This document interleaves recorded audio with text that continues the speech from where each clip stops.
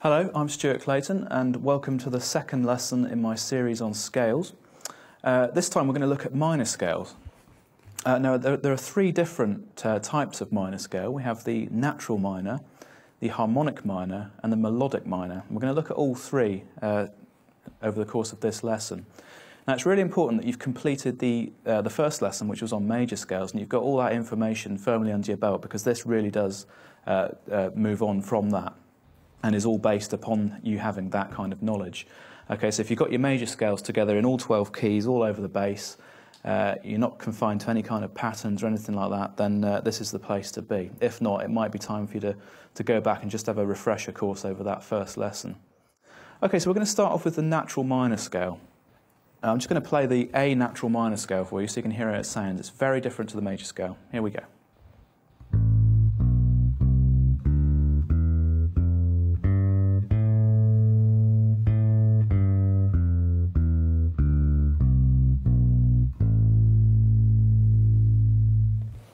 Okay, now the natural minor scale is once again built up of a series of intervals, and we're once again using tones and semitones, although they'll be in a different order now as opposed to the order that we had in the major scale. So here we go. This is an A minor scale. So we have A to B, we have a tone. B to C, we have a semitone. C to D, we have another tone. D to E, another tone. E to F is a semitone. F to G is a tone. And G to A is another tone. Okay, so that was the A natural minor scale. That series of intervals that we just looked at will always result in a natural minor scale, whether you play it from A or from D or wherever, really. Now, some of you might have noticed that that scale contains all natural notes, and in that way it's identical to the C major scale. Now, the reason for this is because they are related scales. Every major scale has a relative minor scale, and A minor is the relative minor of C major. Now, the way we can find out the relative minor of any major key is to start from the root note of the major key and count up 6 scale degrees. So if we count up through the key of C, 1, 2, 3, 4, 5, 6, we get to A. That's our relative minor. Now, another way that you can do the same thing is to count downwards 3 scale degrees. Okay, so we start on C, B, A. That's our relative minor scale. And that works in any key. So if we take F major, 1, 2, 3, 4, 5, 6, we get a D, so it's going to be D minor. Similarly, if we walk downwards 3 scale degrees, we get a D there, so D minor again. So that's the way you can go through all the major scales and find out which minor scales are related to it. Now we're going to look a bit deeper at the A natural minor scale now, and we're going to look at the content of the scale and use that knowledge to play it on one string, just on the A string. So, as you know, it contains only natural notes, okay, so no sharps or flats. So if you know your major scales as well as you should do, this should be a piece of cake. We're going to play the scale just on the one string. Here we go.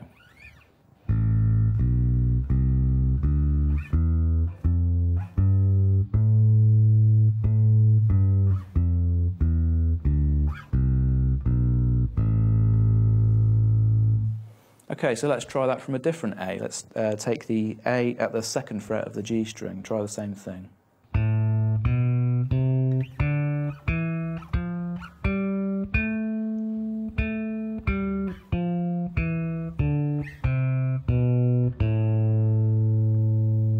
Okay, now you can pick any of the different A's on the bass and apply the same theory. You'll always get a natural minor scale. Let's adapt that now to play it over 2 octaves. Here we go.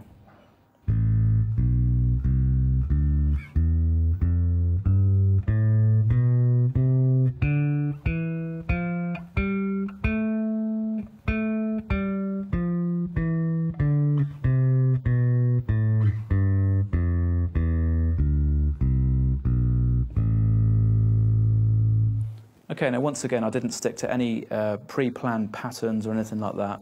I just used my knowledge of the scale, my knowledge of the fretboard in order to get around the scale. Let's try that from a different place. Let's try that from the 5th fret of the E string.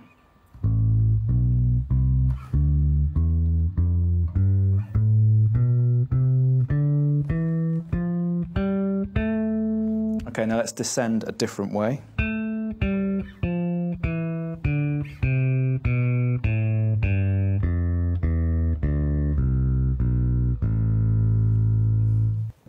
Okay, so in doing so, in ascending one way, descending another, I used a good portion of the fretboard to get around the A natural minor scale.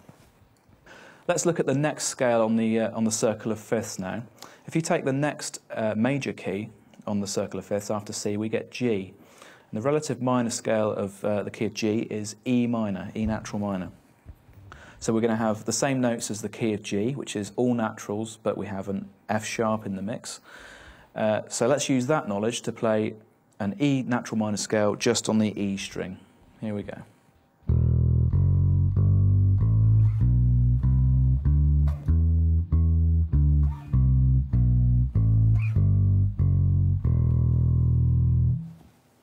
Now let's try that over 2 octaves.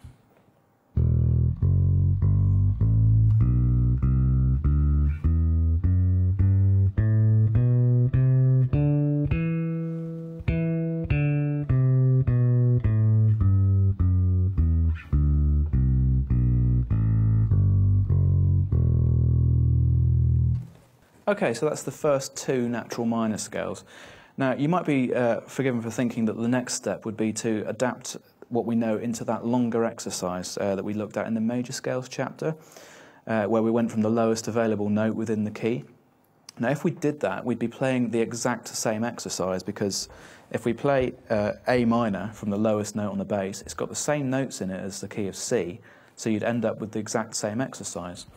So the exercise that we talked about in the major scales chapter, not only is it good for warming up, practicing your scales, your fretboard knowledge and your ear, it's actually a good way of practicing your minor scales as well.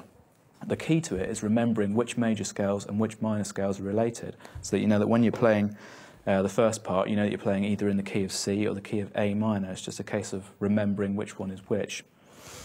Okay, now we're going to look at 3 bass lines that make use of the natural minor scale.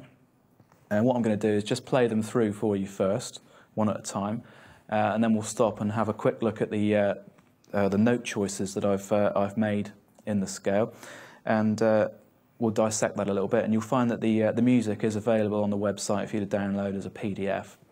So let's do the first bass groove. This is in the key of A natural minor.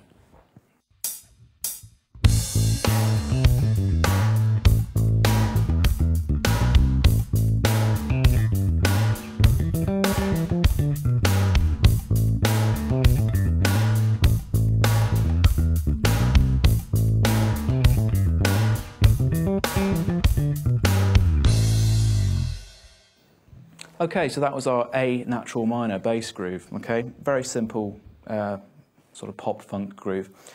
Just to talk through briefly what I played there, I'm just sticking really to chord tones and scale tones. There's nothing fancy in there. So we started off with a sort of a root and octave figure. Then I used the third of the scale, the C. This is the note that's really important. It's the note that makes it the minor scale. And I just played a sort of descending figure from that kind of thing. The second bar, I used some more scale tones, the E and the F. Okay, you can really obviously see the scale shape there that I used.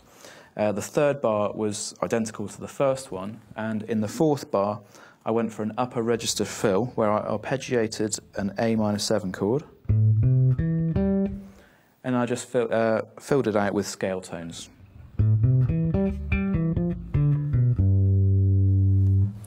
Okay, so you should now take that bass line and learn that in all 12 keys, so you can apply the natural minor scale to all kinds of different situations and fretboard positions. Let's look now at the second bass groove. This one is going to be in the key of E natural minor, so we're going to be using the F sharp as well as all the natural notes. Okay.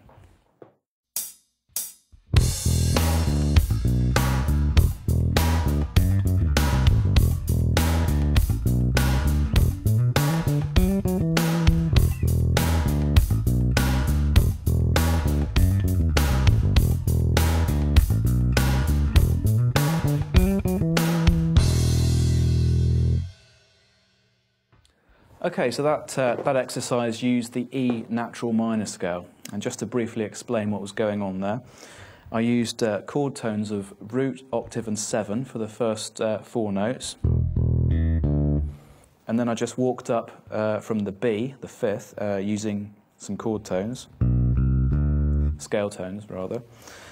In the second bar, I added a 16th note fill. Okay, that goes from the F sharp. Again, I'm just using scale tones.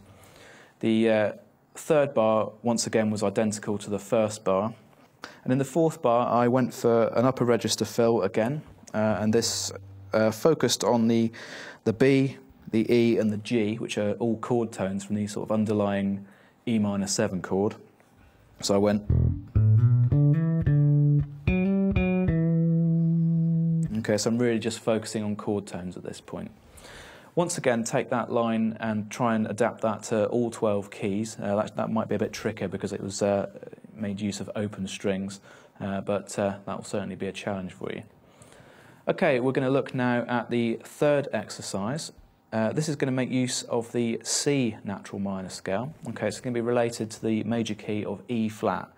So we're going to have E flats, B flats and A flats, as well as the natural notes. Okay, here we go.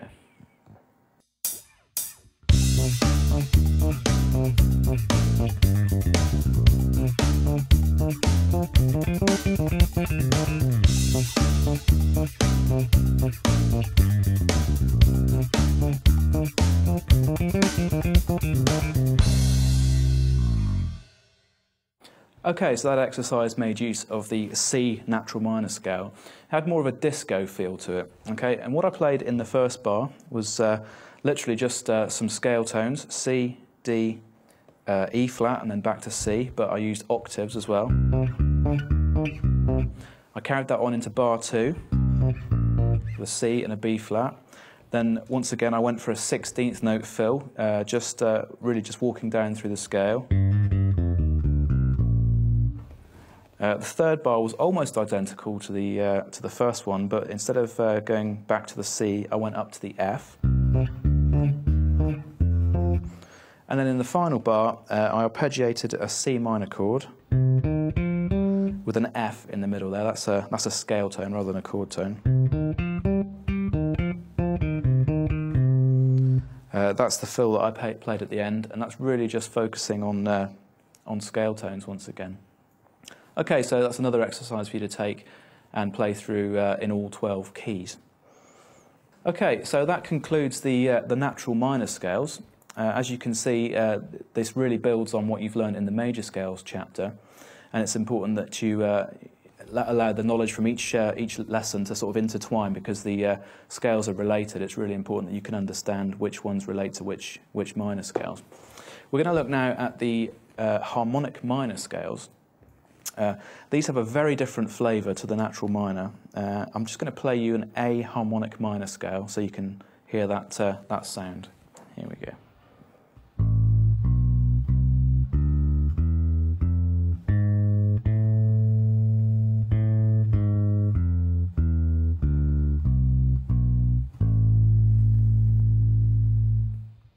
Now, you can obviously hear how different that is to the natural minor, but it's really just one note that has made that difference. If you know the natural minor scales as well as you should do by now, you'll find that learning the harmonic minors isn't as hard as it could be, because you're only altering the scale by one note. And what we're going to do is, for each natural minor scale, we're going to sharpen the 7th note of the scale. Okay, the 7th note of the scale is known as the leading note, because it leads us back to the octave. So whereas with a natural minor scale, an A natural minor scale, we had a G, for the harmonic minor, we're going to make that a G sharp. That's the note that really gives the scale its character. Okay, so that note gives us a different interval. Previously we've just looked at tones and semitones, but this time we've got an augmented second as well. So let me talk you through the pattern of tones and semitones that we get with this scale.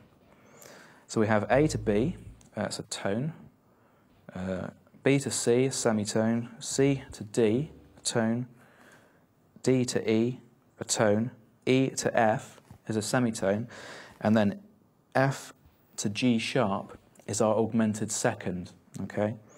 And then finally we finish off with a G sharp to the A is a semitone.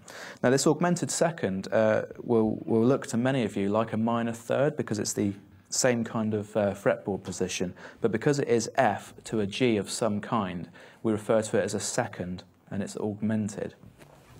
Okay, so now let's take the knowledge that we have of the A harmonic minor scale, which is that it is identical to the natural minor, but with a sharpened 7th degree, and we'll just play that on the open A string. Here we go.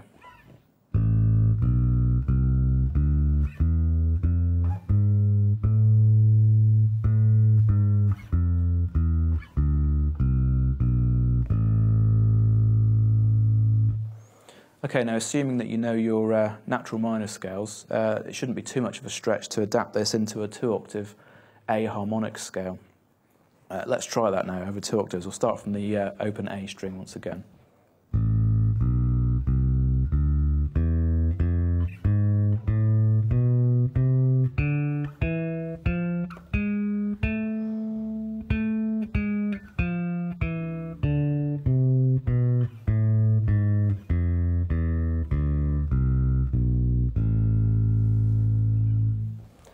Now, as you play through that scale in all the sort of different fretboard positions that you can think of, you'll find that that augmented second between the F and the G sharp really throws up some tricky problems when coming up with sort of fingering patterns. This jump from the F to the G sharp is quite a big one, and it might take you a little while to get used to that. Okay, so once again, you can develop that exercise from the lowest note on the bass, which is available in that key. That is, in this case, going to be E. So now let's play 4 bars ascending through the harmonic minor scale and then 4 bars descending.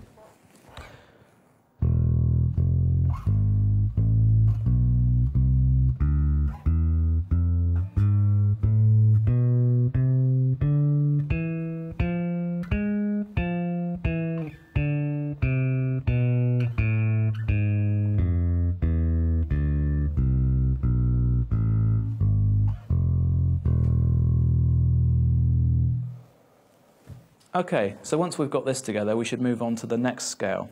The next one is E harmonic minor. So it's going to be identical to the E natural minor, which was just contained the F sharp. But we're going to sharpen the leading note at the 7th degree, which is D. We're going to sharpen that to a D sharp. So we're basically just playing a natural minor scale, sharpening the 7th. Let's try that on one string first.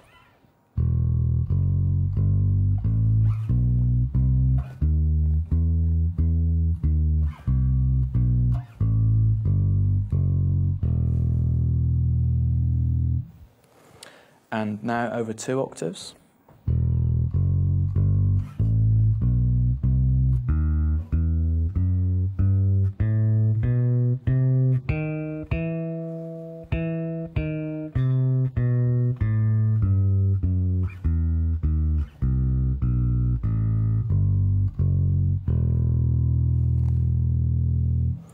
Okay, so that's the first 2 harmonic minor scales. Now it's up to you now to go and learn the other 10 scales. If you've learnt the natural minor scales, you should find the harmonic minors fall into place fairly easily because you're only altering the scale by 1 note. Okay, we'll move on now to the final minor scale that we're going to look at in this lesson. This is the jazz melodic minor scale. Now, any of you with a background in classical theory will remember that the melodic minor scale was different ascending and descending. Now, that has very little sort of real-world application. So what we do, or what jazz musicians tend to do, is to play the scale the same way going up and going back. Okay, so that's what we're going to look at now. This is the jazz melodic minor scale. Now, once again, we're going to refer this back to a scale we've already looked at, and we're only going to alter 1 note. But this time what we're going to do is relate it back to the major scale. And if we take a C major scale, and we just flatten the 3rd, which is the note that makes it major, okay, that's the E. If we flatten that to an E flat and play the same scale, we're going to get a C jazz melodic minor scale. Let's try that.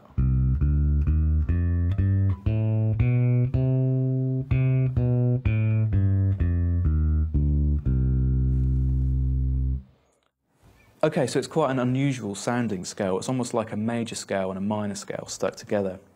Now let's use that knowledge that we've just gained of the scale and play that on one string. We're going to start from the C on the A string. We're going to work our way up one octave, essentially just playing a C major scale, but we're flattening the third to create a jazz melodic minor. Here we go.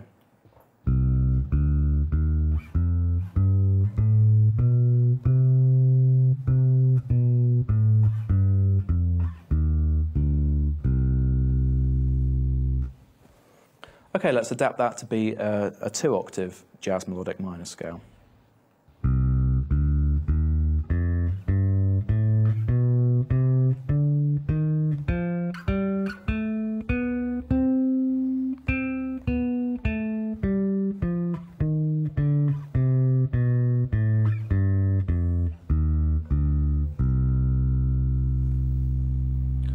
So that's the C jazz melodic minor scale. Now you can learn the remaining 11 jazz melodic minor scales just by taking the major scales that you already know and flattening the thirds.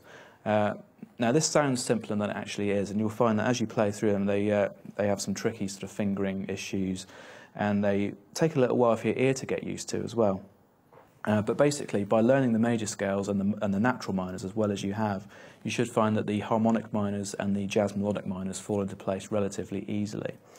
Now, the harmonic minor and jazz melodic minor really come into their own when you start learning the various modes and arpeggio shapes that come out of them, and that's something that we'll look at in the future. But for now, if you just practice the scales as we've looked at them in this lesson, you should find that your playing begins to develop in leaps and bounds, hopefully. Okay, so I hope that you found that useful, and I'll see you in the next lesson.